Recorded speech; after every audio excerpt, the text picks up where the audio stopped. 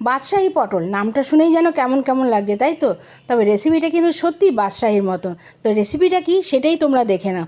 দেখো, প্রথমে আমি কয়েকটা পটল এখানে নিয়ে নিয়েছি, ভালো মতন খোসা ছাড়িয়ে উপরটা মানে দুটো সাইড আর কি অল্প করে একটু চিড়ে নিয়ে নুন, হলুদ আর একটু চিনি দিয়ে বেশ খানিকক্ষণের জন্য মেখে রেখে দিয়েছিলাম। রেসিপিটা কিন্তু অবশ্যই দেখো।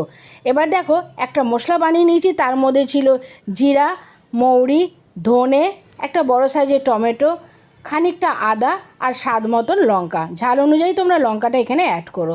আর দিয়ে দিয়েছিলাম সামান্য একটু তিল। এ কটা জিনিসকে একটু জল দিয়ে একটা মিহি পেস্ট তৈরি করে নেব। আর কিছুই না, কড়াইতে কিন্তু প্রথমে তেল দিয়ে দিলাম। তেলের মধ্যে ভালো মতন পটলগুলোকে ভেজে তুলে নেব। একটু লাল লাল করে ভেজে তুলবে, অবশ্যই কিন্তু একটু লাল লাল করে ভেজে তুলবে।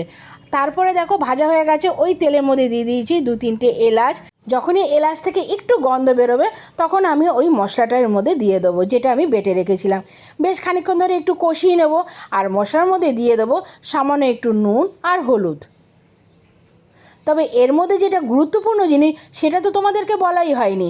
বাদশাহী পটলটাকে বাদশাহী করতে গেলে সবার আগে আমাদের যেটা প্রয়োজন সেটা হচ্ছে ছানা। আমার কিন্তু এখানে ছানার প্রয়োজন আছে। তো আমি এখানে নুন হলুদ দিয়ে দেওয়ার পরে যখন মশলা থেকে মোটামুটি তেল ছেড়ে আসবে, তার মধ্যেই কিন্তু আমি অ্যাড করে দেবো বেশ খানিকটা ছানা। তবে রেসিপিটা কিন্তু সম্পূর্ণ দেখো।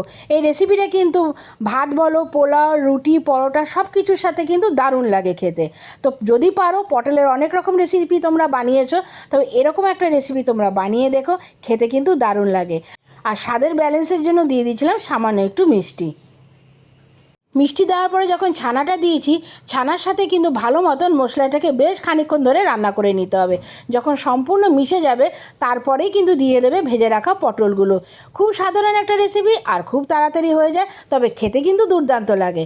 এবার কিন্তু মশলার সাথে পটলটাকে ভালো মতন একটু মিশিয়ে খানিকক্ষণ রান্না করে নিয়ে পরিমাণ মতন এর মধ্যে জল দিয়ে দেবো।